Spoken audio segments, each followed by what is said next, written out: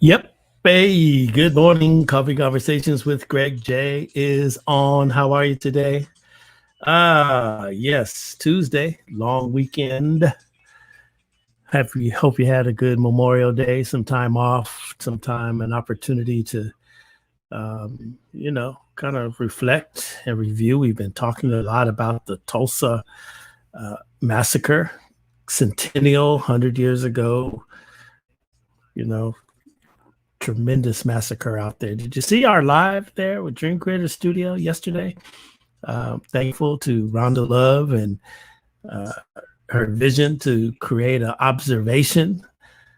We had Dr. Daniel Walker, one of our favorite academics there. He was here. He got a chance to reflect with us and give us some information. It was really awesome, really, really awesome. And this notion about massacres and stuff that has happened is really something. It's incredible, if you ask me. Incredible. On my way in, I was listening to a NPR report, and hey, Griselda.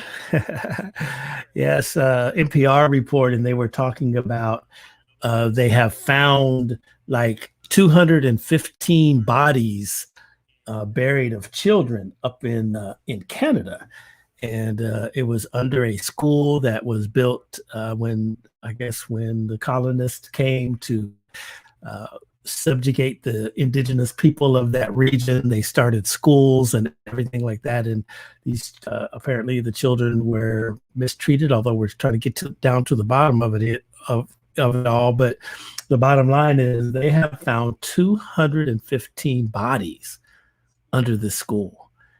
School started back in the 1800s, Wow. A lot going on in this world, a lot going on in the world today. Over in the Congo, right? I didn't even know about this until my friend messaged me, but they got a massive volcano is erupting over there. Massive, right? 5,000 people are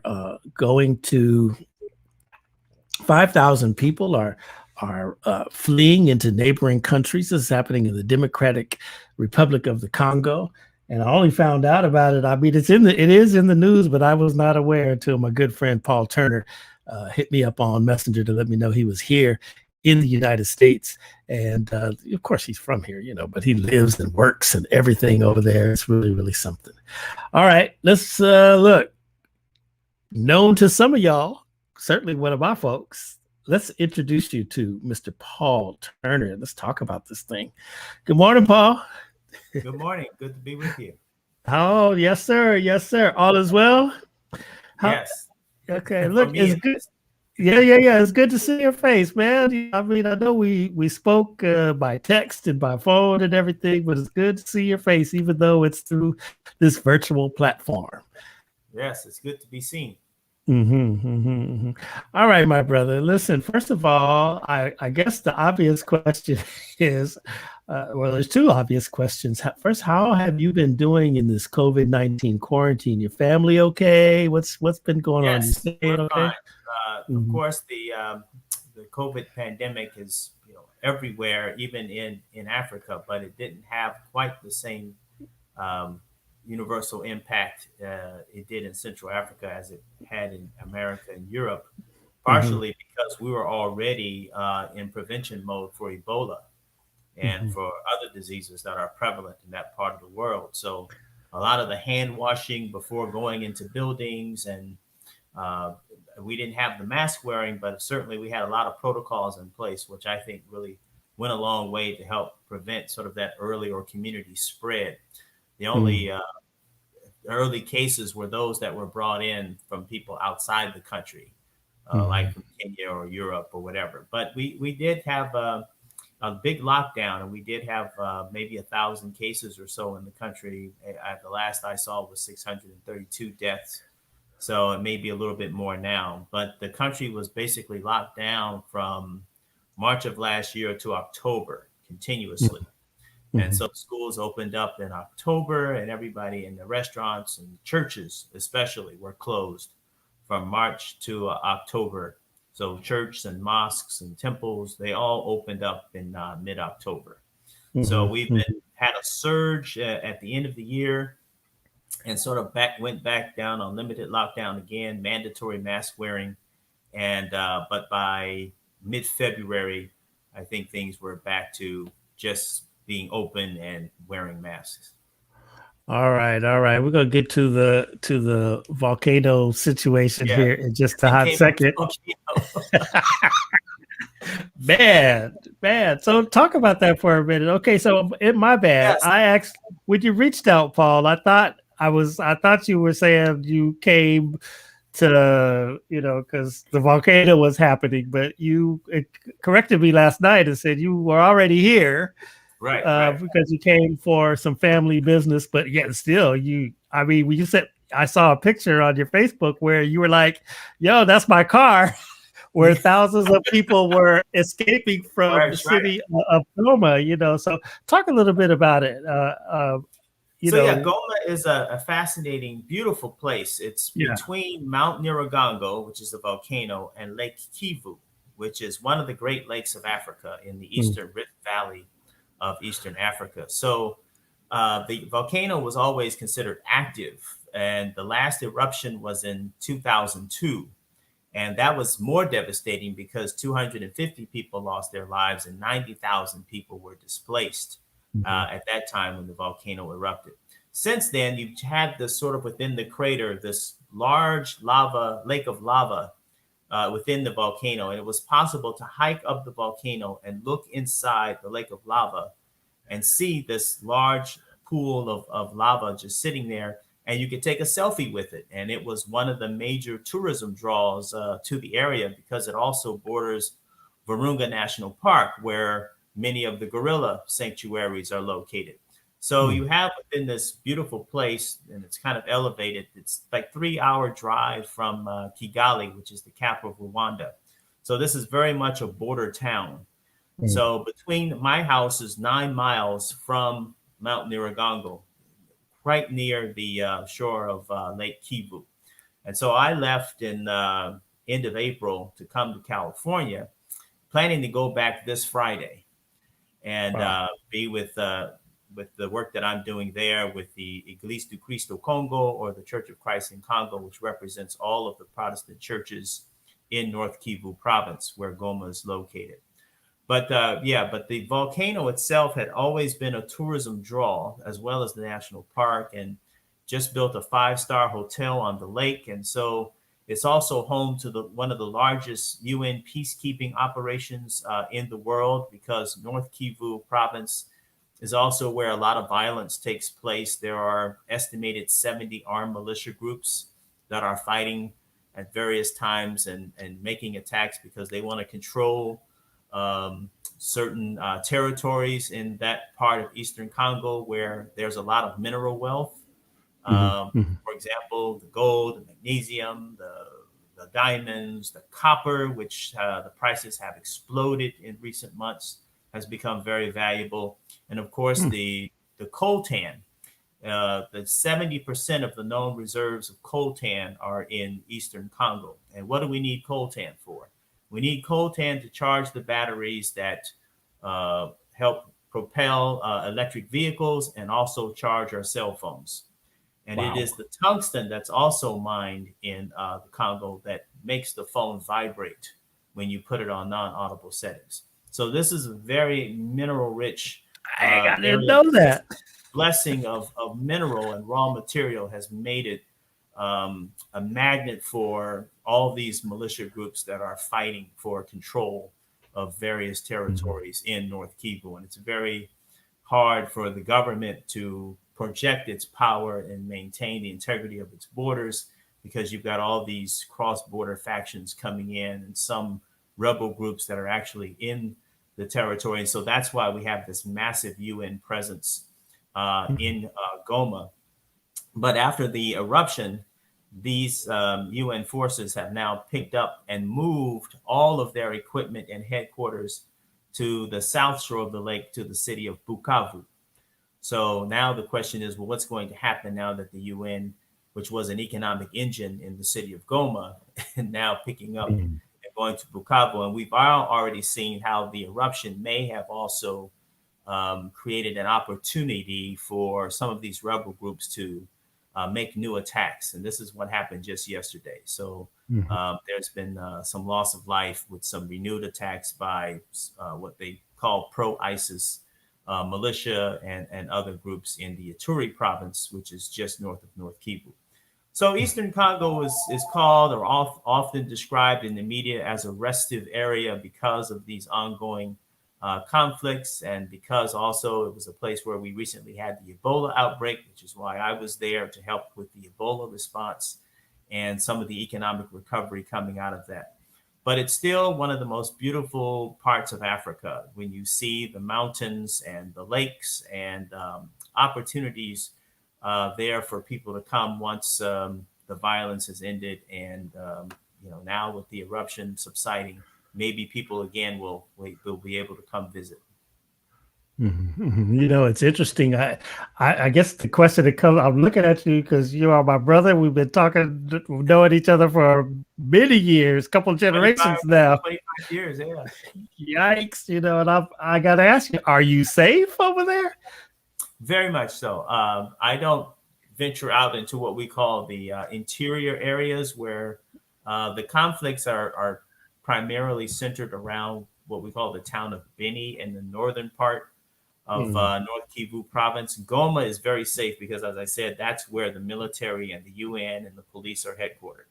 So Goma is a very safe place. But there are reports from time to time of perhaps agents of the of the rebellion that are in town, and you see the step up in patrols by UN personnel. And the UN peacekeepers are comprised of other countries' armies. So it's a very multicultural place. So you have, for example, just the patches that I've seen on the arms of some of the soldiers are from South Africa, Uruguay, Chad, other places in South America primarily, and other parts of Africa, that soldiers from those countries that make up what we call the blue helmets in Goma that help patrol Goma as well as escort many of the aid agencies and other UN personnel that have work to do. For example, my wife works with the International Organization for Migration. She's the National Program Officer for Community Engagement and Risk Communication around the Ebola prevention. And every time she goes out into the interior, she is protected by at least 6 armed UN soldiers. And so she wears the bulletproof vest and the helmet, and she's one of them. And she strikes up some good friendships with some of the Moroccan forces that had comprised the UN forces that were there. So yeah, we're safe staying in the city of Goma. But of course, it gets, as you go further north into what is the rebel territory, it gets a little more dangerous. Dang, bulletproof vest. Well, Paul's wife is a badass. She going out there like, man, superwoman. Yes, sir. Yes, sir. It's so she's interesting. Very much a superwoman. I think even the Congolese men say she's very strong. Oh, shoot. Good stuff. Good. Is now that you mentioned the the natural resources and everything like that, and so is the strife because the colonists, the colonial powers are no longer there, and now we're just fighting amongst ourselves for this control, or what's the root of all of this strife? Well, we know that the love of money is the root of all evil. Yes, sir. Yes, sir. Certainly at play when you think about Congo is one of the poorest countries if you look at per capita income in the world. but there is estimated to be within the ground $25 trillion worth of natural resources. I said Wow. $25 trillion Wow. in natural resources. And the Mm. problem is that none of this wealth, this blessing, gets down to help the local people in terms of education and economic opportunity and infrastructure development. Partially because those, as you said, the colonial power back in the day was the Belgian Congo, and King Leopold, who was the Belgian king in the late 1870s to the early 20th century, ruled the Congo as his personal property, not even as a colony. It was his personal possession. And it then later became a colony after international outcry for the atrocities that Leopold was committing within the country. And so then it became part of the Congo Free State, as it was called, up until independence in 1960. And so all of that in the independence, as you know, the story where Patrice Lumumba, who was a hero of the independence movement, was captured and tortured and assassinated by intelligence officials, both with the help of intelligence officials in the CIA and the British. And the firing squad that killed him had a Belgian commander. And to put Mobutu Sese Seko in place as a dictator for many decades, so that uranium and those minerals would not go to so that Congo would not become communist, but stay within the jurisdiction of what they called the West.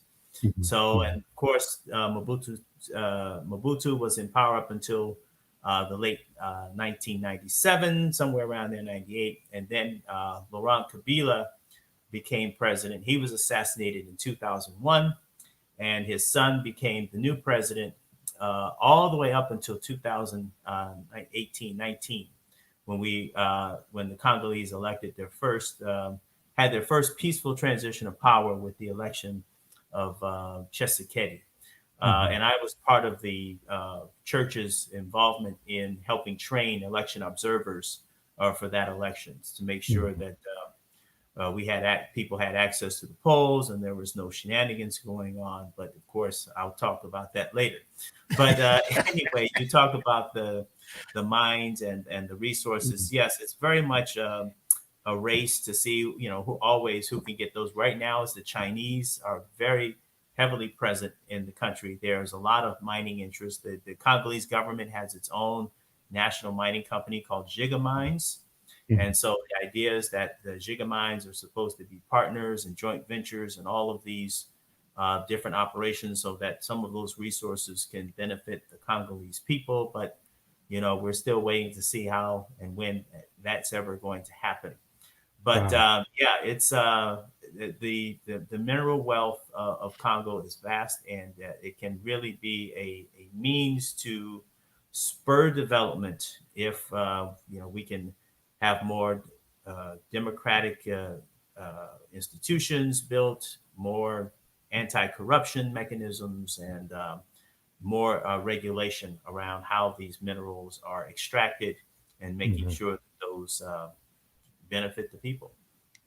You mentioned how the minerals are extracted, and I was talking to Her Excellency Dr. Arikana Chihumbaro Kwao, who was the ambassador to the United States on behalf of the African Union. And I was sharing with her that you were coming on and everything. And she was talking about the environmental concerns of that region, and I guess from mining. And then even she suspects that maybe we're seeing increased volcanic activity because, global warming and all this kind of stuff. And there's some environmental concerns out of coming out of Africa. Do you feel like the mines are, the lack of regulation contributes to environmental damage? And, are you able to visibly see it?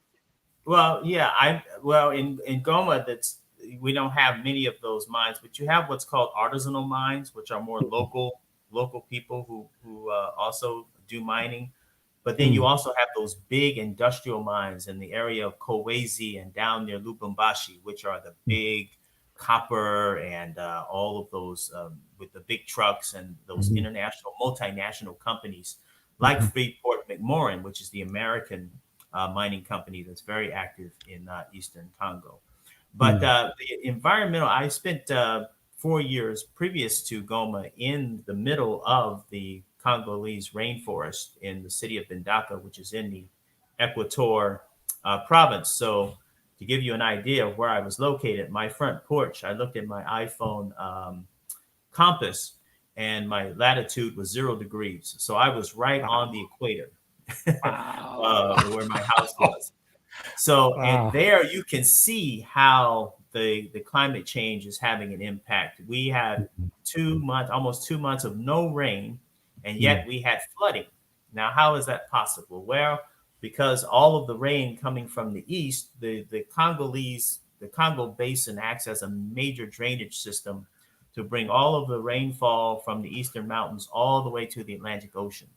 So even though we don't have rain, all of that rain in the east, and when it occurs in unexpected times of the year, it tends to, all that water flowing towards the Atlantic Ocean runs through the Equator province and through communities and villages and just inundates fields and homes because that massive amount of water is unexpected. And you see that happening more and more. And as you travel into the interior rainforest, you see the erosion happening along the shores of the Congolese River and all of its tributaries, land being eaten away by the water because of these unscheduled torrents of water that are coming from the east, coming from the west, going east towards the Atlantic Ocean. Man, we out there messing up the earth. Isn't that something? Isn't that something? You mentioned King Leopold, but as we have been in this spirit of thinking about Tulsa, Oklahoma and everything. And I did see a few posts out there where people were saying, hey, did you know about this King Leopold, a great genocide happening there in the Congo? I mean, this guy,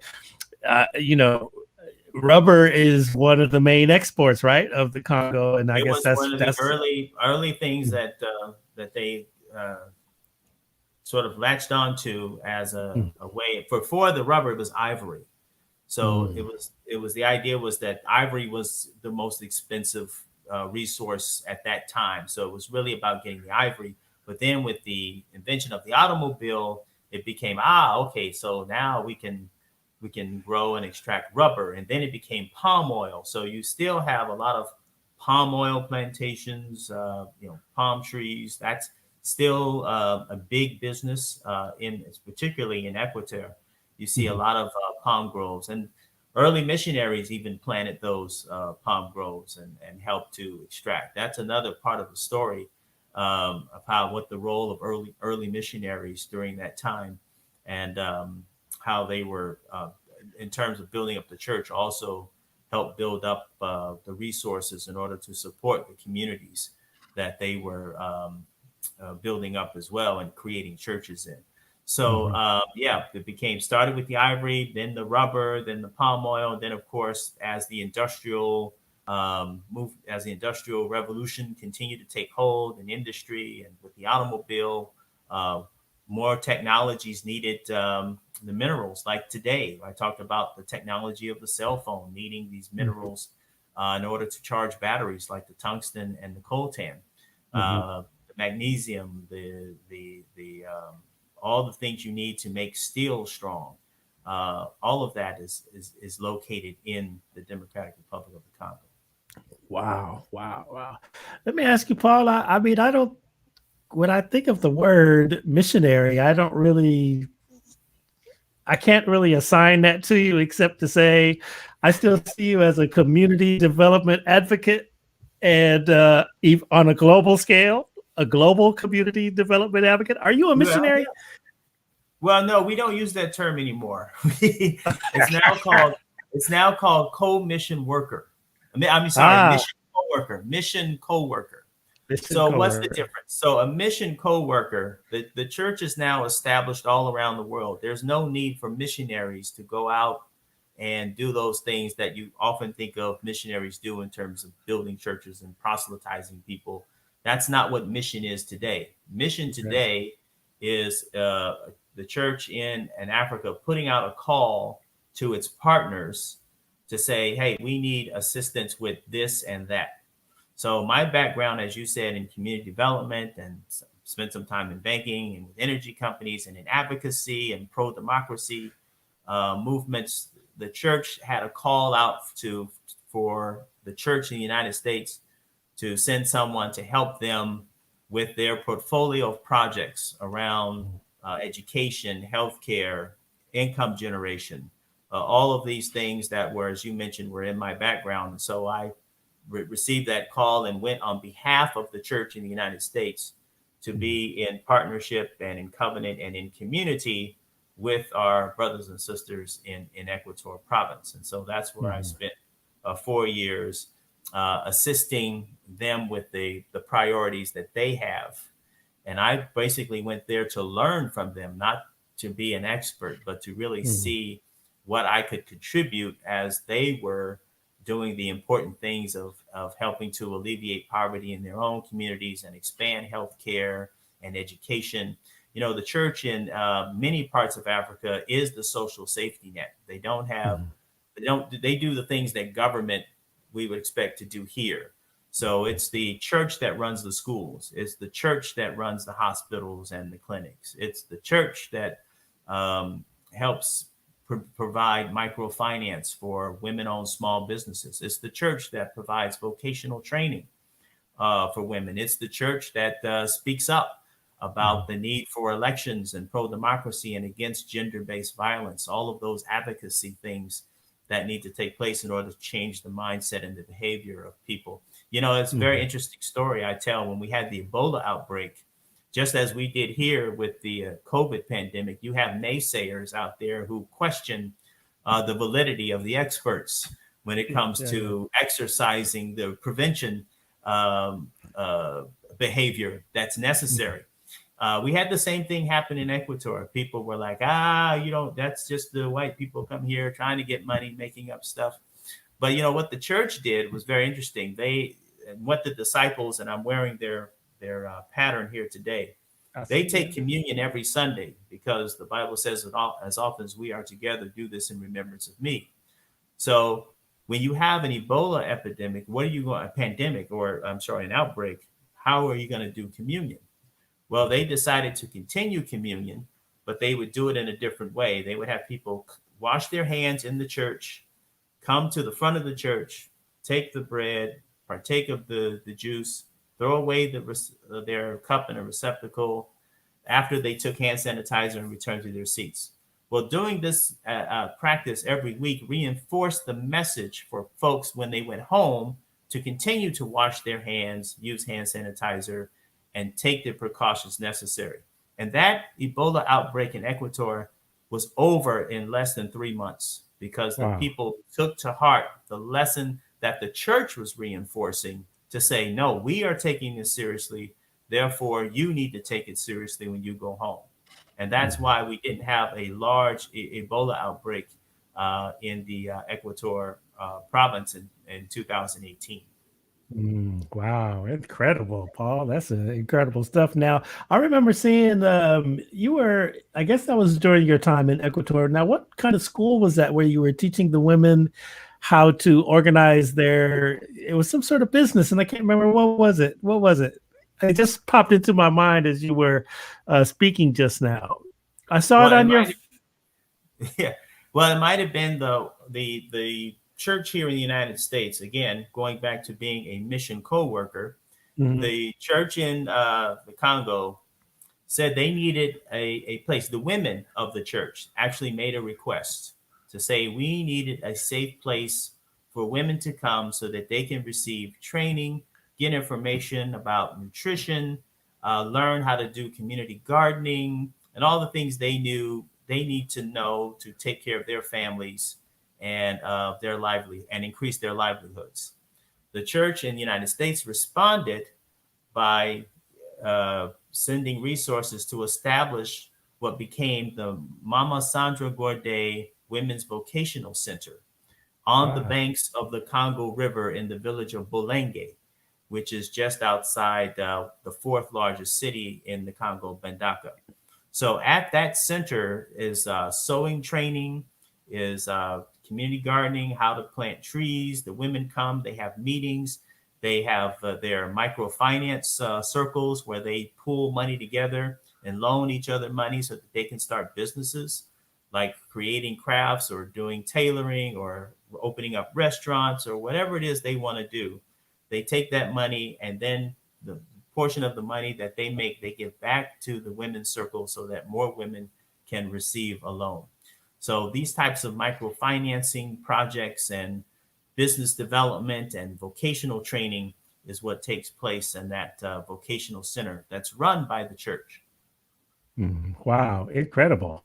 That's incredible. Well, and you were a key part in that. I saw. I was like, oh my dude, that's good stuff. I really love that. I love to see you flourishing in that area. This is an abstract question. You mentioned that you were, 0 latitude on your front porch. How hot was that? Very hot. You would sweat in the shade.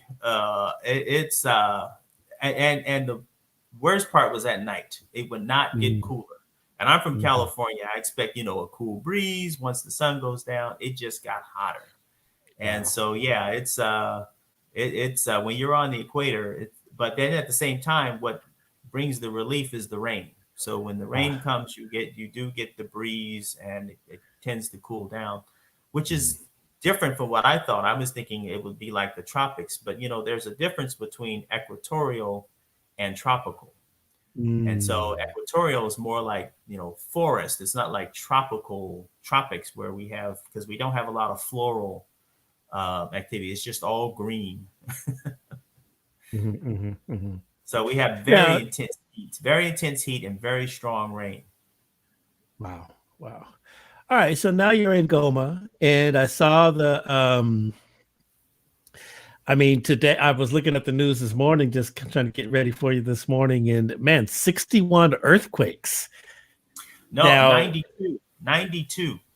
92 earthquakes. 92 earthquakes have been been measured at the volcano, and that is what has struck fear. I talked to my neighbors who are also my landlords, because I live in a duplex and they live upstairs and I live downstairs, but they've been living and sleeping in my unit in my living room because they're afraid when the shaking starts. They're on the second floor, so they feel it stronger up there, that they have come downstairs and started sleeping. But yeah, that is the problem, and the fear is not only does these earthquakes portend another eruption potentially, but they also can create collapsing of the dwellings that people are already living in, because there are no earthquake standards for which you need to build a home like we have in California. It reminds me of what happened in Haiti when international groups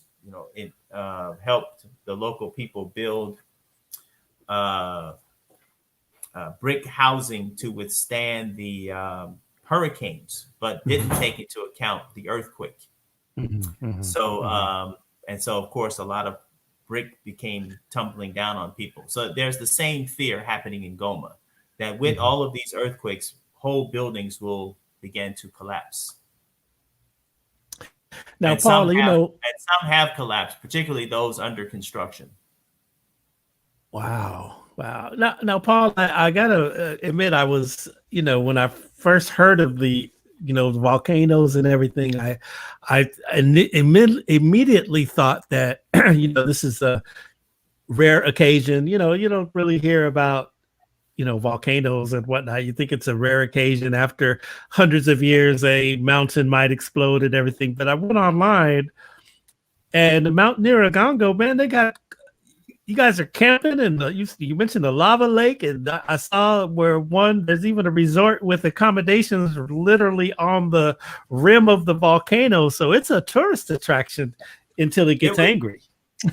Absolutely right. And it was something that even I was promoting up until everybody who said they wanted to come visit, I would say, yes, come visit, and we'll hike up the mountain and we'll look at the lava lake. It's you would pay $300 for the permit, because you would have an armed security person, because remember, we do have, as I said, the violence and the rebel groups that tend to do a lot of their attacks in the national park, the Virunga National Park. So part of that permitting fee is to pay for the protection, the security.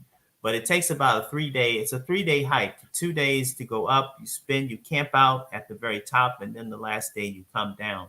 But it looked like a marvelous experience that I was looking forward to doing with my daughter when she came to visit. So that's why I hadn't done it yet. But yeah, between that, the volcano, and between going into the national park and seeing the gorillas and the natural habitat, and then of course next door in Rwanda is very nice. You have lots of other resorts there. You have more volcanoes in that part of Rwanda. It is a valley of volcanoes. Niyiragongo was not the only volcano. There are I about see. 7 or 8, I think, volcanoes. Most of those are dormant, but Mhm. Niyiragongo was the most active one. But you drive from Goma to Kigali, and you go up the mountains, and you look back and you see the valley, and you see all of these volcanoes in the distance. It's quite extraordinary sight, and it's a beautiful, beautiful place. Wow. Particularly when you make that drive from Kigali to Goma, you pass through a lot of towns and villages. You see the tea fields and bean fields, and people all with tin roofs, no thatch roofs, because Rwanda is very much a middle income country. It's Sure. Mhm. not not a place with a lot of poverty that you would think of. It's got when you drive to the airport, you think you're on the west side driving down San Vicente. That's what they say. They say President Kigali, President, is it Kigali, Kigali? Paul? Yeah, yeah. Kigali. So how they said he's doing an excellent job. They said you would. It's very, very clean, very orderly. The whole I call it the shebang. Singapore of Africa. Wow, isn't that something? Isn't that something? I'm trying to call up this picture here because I gotta, I need the people to see, and you can tell us where you took this picture. I'm getting this off your Facebook page, and hold on one quick second, y'all. I'm gonna share this with you. Is this a view from your house right here? Let's see. No, Can y'all see that? that's Mount Niragongo that erupted, and that's the Uh-huh. town of Goma beneath Okay. it. And that picture is taken from the balcony at the Provincial Ministry of Health Wow. that I was Mhm. visiting that day. And it's very rare that you would have a day like that where you can see the whole mountain. You see all the clouds around it. Mhm. Usually it's surrounded so much by clouds you can't see it Mhm. during most days actually. Mhm. But what's really fascinating, if it's that clear at night, you could see the red glow in the clouds from the lava lake at night in the clouds, the reflection of red light in the clouds uh, Uh, over the yep. mountains. And There but you when are. I saw those nights, I was always quick to grab a camera because sometimes the cloud cover is so thick you can't see it. But yeah, that was Mhm. one of those rare days where we had a good view of Mount Niragongo. So Wow. Now, and what is that? that is what happens. What happened that very evening when the volcano erupted, or when the lava began to spew out. Wow. So that is taken from one of the neighborhoods. That's what a shot that a friend sent me of the eruption happening in real time. Wow. So you can Wow. see how the sky completely changed. Hmm. Hmm. Hmm. Hmm. Isn't that something? That's got to And be frightening. Yeah. that's my Those moments. grandmother. Thank you for showing. Grandmother. Yes, yes. Yeah, yeah. Wow. That's really, really something. Now, Paul, how many languages do you speak? And what's the general language over there? Well, there are 5 official languages in the Hmm. Democratic Republic of Congo. Well, first of all, there are over 200 Hmm. different languages. Languages. Five, yeah, 5 official languages in the country. The one that is the government language is French, but Hmm. and then the local languages are Lingala, which is also I would guess is the next big local language, and then official language, and then there's Swahili, which is primarily spoken in the in Eastern Africa because it's Hmm. closer to Tanzania and Rwanda and Kenya and Uganda and all those places that speak Swahili. So Swahili is the language where I live that people Hmm. speak mostly. Then Hmm. there's Chaluba, which is more of the in the central western part of the country where it's spoken. And then the other official language is Kikongo, which is the ancient Kikongo language that's primarily spoken in the Kikongo province of Congo. So there are 5 official languages. Now the one that I picked up mostly was Lingala, because that was what was spoken in Ecuador. And so to help me learn the language, even though I was really trying to learn French as most as I could, when I got there, I discovered that most of the people didn't really know French. they knew Lingala. So what I did was, when I joined the church that I joined the chorale, the all men's chorale called the Arc-en-Ciel Chorale, and they sing in Lingala. So that helped me pick up a lot of the language by singing in the chorale Lingala songs every week. So I got I got to learn a lot of the language that way. But it's all right. very So easy language to learn. So wife sends you to the store, and you go, and I I'm mean, sorry, how what do was you, that? if when your wife sends you to the store, you go to the store, and you're interacting out of the people. Do you need an interpreter, or can you hold your own now? Oh, I can hold my own in the marketplace, but I do like to go with someone local, because Yeah. they take advantage of me when Ah, it comes to the pricing. oh, yes, But yeah. in instances where I know what the price is, I can haggle. I can argue with the best of them. Like when someone tries to sell me a mask for 2,000 francs, and I know it's 500 francs, I can say, "Oh no, Papa." Okay. So Francs you're on bargaining francs and on going francs on. to the open market to get your goods and wares and everything. Well, in the Equator province, we didn't have supermarkets. You had to go Okay. to the open air market Mhm. and buy your produce, your meat. You could go to one of the stores to buy canned goods and things like that. But the fresh things you had to, like your produce, your meat, and fish, which was the big part of the diet in that, because the fishermen are out there every day, and that's a big part of the diet is fresh fish every day, and that's what was really helpful for me and to lose some weight. But since I've been back here, I think I've gained 15 pounds. But yeah, it's everything is in the open air markets, and you just go from market to market, and that's how you really get to know people. You establish a rapport. At least I did with the women in the market. When they see me coming, they say, "Ah, papa," and Yeah. so it's a lot of fun when they expect to see you. Right. It's like a party breaks out. Everybody's That's happy. Yeah, it's community, good. right? It's that sense Yeah. of community. Why I'm there, and they know I'm an American, and so they Mhm. look after me. They test my knowledge of the language and make sure that I'm Yes. learning. Yeah, that's right. That's good stuff. I'm wondering, Paul. I want to ask this question. So, with Lingala, first of all, my friend Mosa Cooper, she's from Tanzania, and I know she speaks Swahili, and I know she speaks Lingala, and it's very interesting, to listen to you and how those languages are really dominant in that area. So, would you call? And when I contrast with Southern Africa, and there's 11 official languages in South Africa, one of them being apartheid, Afrikaans. And my friends will say, "Oh, this is the language of the oppressor. We don't speak that one." And so, do you find the same type of sentiment when it comes down to French? Do they?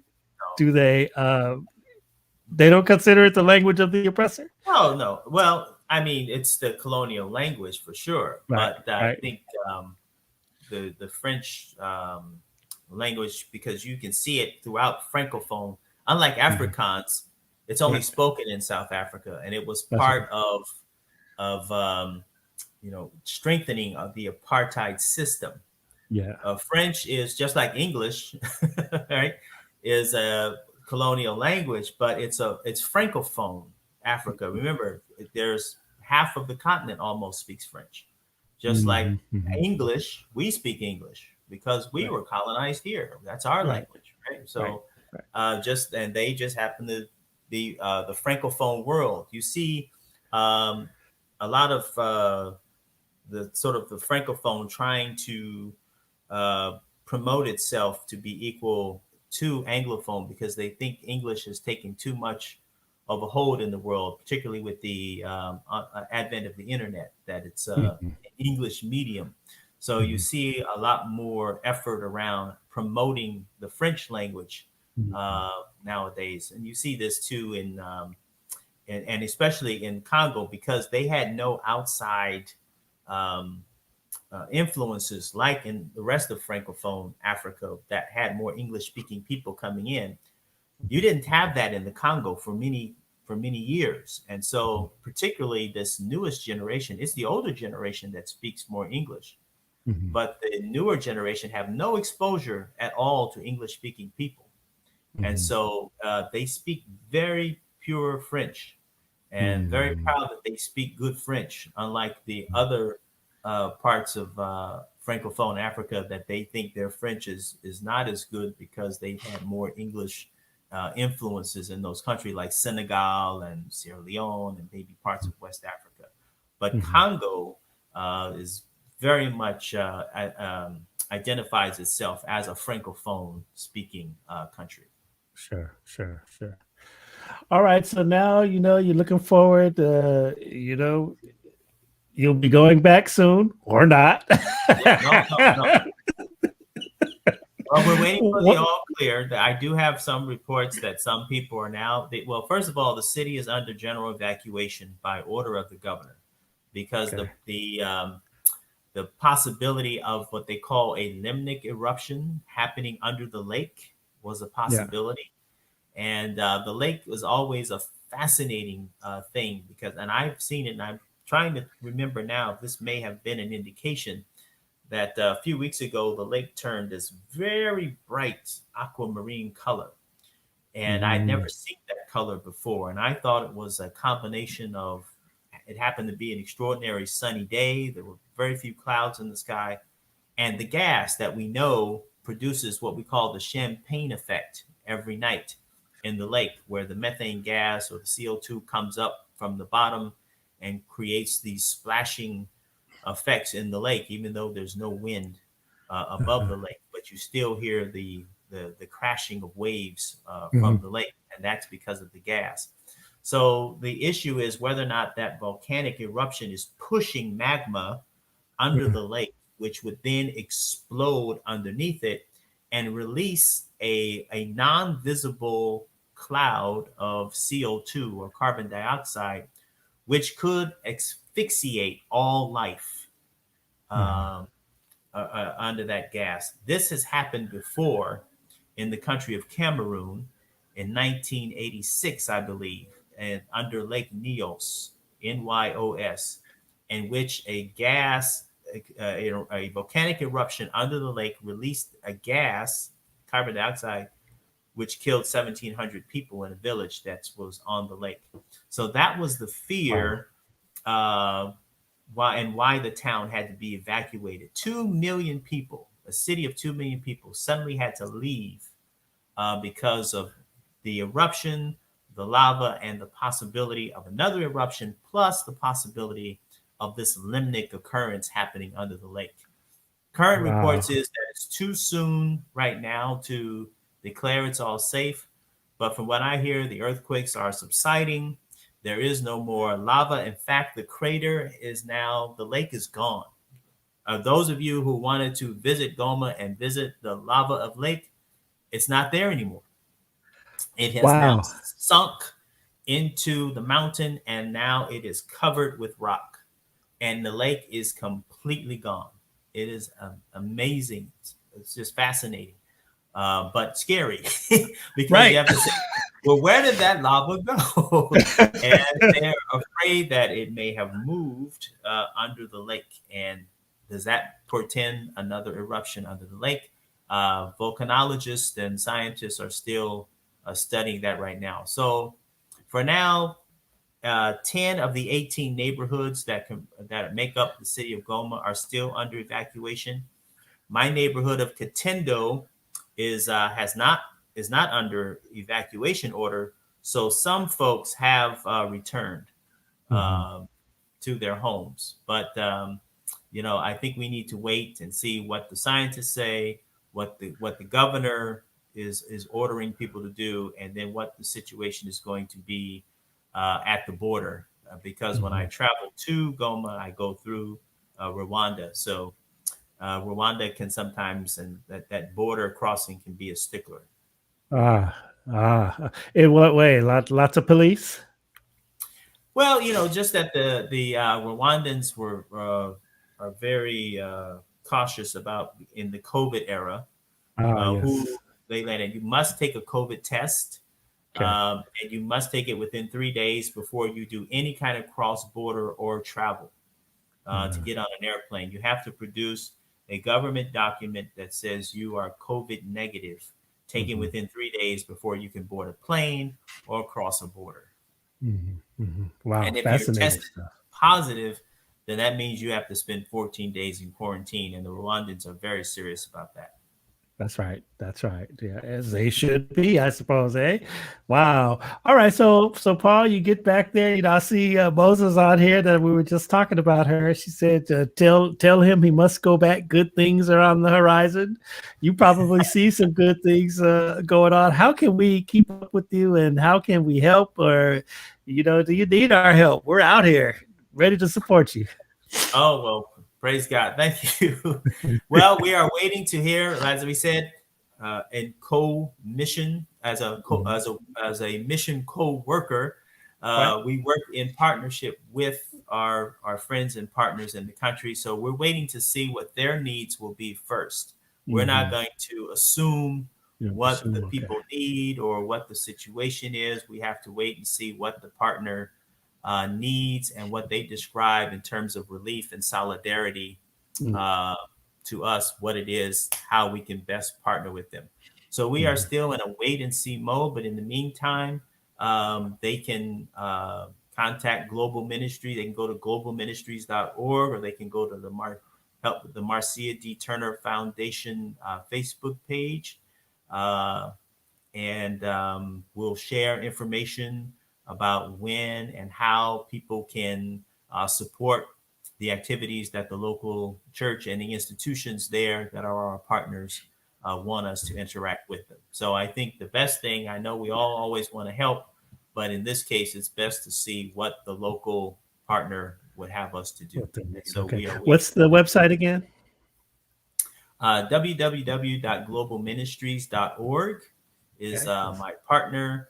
The church with the United Church of Christ and Disciples of Christ in the United States, in partnership with the Église du Christ au Congo, or Church of Christ in Congo, which comprises all of the Protestant faithful in Congo. Now, that's not to say we don't work with Catholics and other faiths, but the Congo is about 90% Christian. 55% of that is Catholic, maybe 45 is Protestant, and the two do work together, particularly on recovery and relief efforts. They work together on pro-democracy efforts. They work together to make sure everybody wore masks and abided by the COVID protocol. And then, of course, we also have a large Muslim population and other faiths that are there. It's when you talk about religious liberty, I think Congo is a place where you're free to worship and be part of whatever religion you want to be. But the two biggest ones are the Catholic Church and the Protestant Church.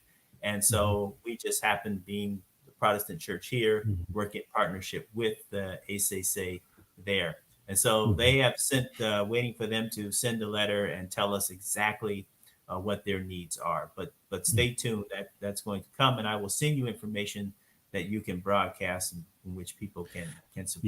Yeah, send it on. Last time I saw you face to face, we were all at Fali Apupa's concert there downtown, right? And now today is the first day of Black Music Month, or also known as African American Music Heritage Month. Who is your favorite African artist right now? When you go over there in Goma, right now? Yeah. Who do you listen to?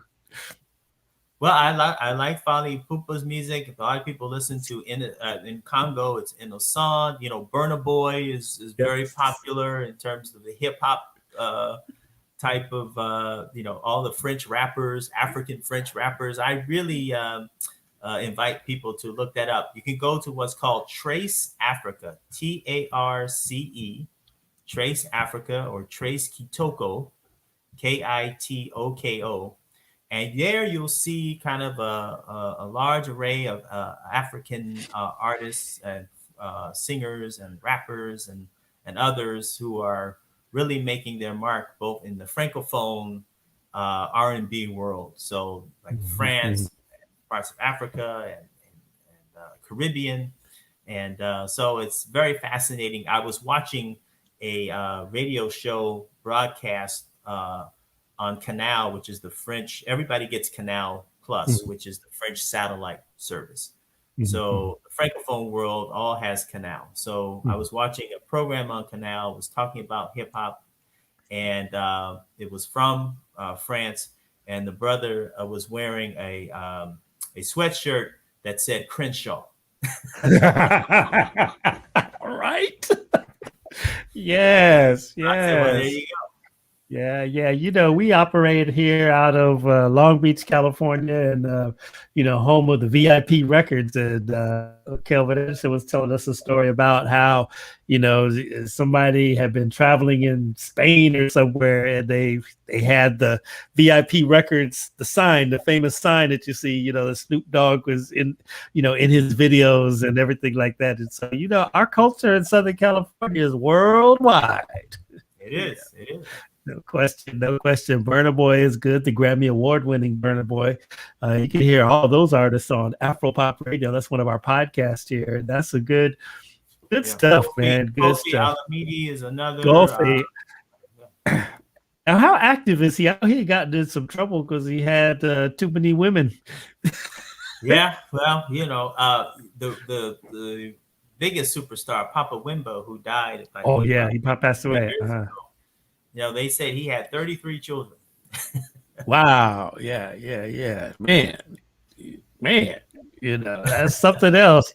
We were just talking about that here. We were talking about the Zulu king and how he had passed away, and dude had 6 wives and 36 children and 150 grandchildren or something like that. It was like outrageous, Just that's a lot of babies to have around. Yeah, well, and that's when you go into the sort of interior villages in the Congo, you'll see how more than 60% of the population is under 15 years of age, and you really see that when you go into these interior communities, because you'll see maybe 6 or 8 adults, but then there'll be 25, 30 kids. Wow. All coming out to meet you when you arrive. So I think that's probably true, that there's that statistic of a great percentage of the population being under 15, which shows the importance of education and making sure that there are opportunities for those people, for those young people coming up. Well, I'm just glad there's brothers like you over there, interacting with our brothers and sisters on the continent. I feel like that's very important, that your mission is expressed, through a Black man. I think that's important, and that's very important because, they tend to, the term for people, it's usually for someone outside the culture, but it tends to be mostly for people of Caucasian persuasion to be called Mandele. And so they often would refer to me as Mandele. And I would have to tell them, I said, no, I'm not Mandele. I'm African American. Don't get it twisted. They haven't had that too many African Americans that have come. They think of American, they think white person. That's just a natural thing. That's what they've been shown. It's what they've been taught. America is white. So it does make a difference that when I'm there and they hear me speak English, and then I always get people, I want to learn English. I want to talk to you. I want to come to you, talk to you. Yeah. So I think it's very important that they do see African Americans on the continent, because they really don't get that much exposure to us. Right. That's right. Man, Paul Turner, glad you're safe, brother. Glad to see you. Always glad to see you. Hey, This is my folks, y'all. That's I just want to let you know. That's one of these my folks. So glad to see you. And maybe we get together and chop it up, sometime this week before you get out of here, or let me know what your situation is. Certainly want to link changes up. by the hour. You get off this broadcast, it'll be time to go. Yeah. Hey, I'm headed to the airport. Exactly. Right. Good stuff. All right, y'all. There we have it. Fascinating conversation there. We talked a lot, about quite a few things, and we'll keep up with Paul and keep you posted on what he's doing and everything. You know how we do it. We're building bridges of music, arts, and culture with Africa and African Americans. That's what we do. On Thursday, we got a great show coming up. We're linking back up with the Arts Council for Long Beach, and we're going to talk about they're making stuff, and they're spotlighting a bunch of different African American artists around the region. And so we're going to spotlight those good folks and share some of their craft with you all. That's going to be a great conversation. We're also gearing up for Juneteenth. Juneteenth is coming, June 19th. We've got two events coming out of the Dream Creator Studio. Number one, we're working with Black Arts LA to do the Juneteenth Heritage Festival, but it's virtual, and you all have got to go ahead and sign up. I'm going to try to put that in the chat. I forgot to prepare myself on that before we go off, so you can have that there. You got to register. It's free. Just got to register. We need to know how many people are coming and everything like that. And then we'd like to, we're going to have 4 pillars of freedom. We have economic freedom. We have social justice freedom. We have academic freedom, and we have arts freedom. And we have panel discussions by some really great people. Dr. Anthony Samad, Miss Karen A. Clark from City National Bank, Dr. Teresa Price from Black College Expo. It's going to be really, really awesome. Keep tuned in for that information and register in let's see, in the chat, or just visit our Facebook page too. It's Black History Month. Black Music Month, African American Appreciation Month, and Dream Creators teamed up with the VIP Records to showcase the contributions of some of the finest artists in American history that have done many in-stores over there at the VIP music chains. Y'all don't remember VIP? So we're having conversations with Kelvin Anderson every Friday, starting this Friday.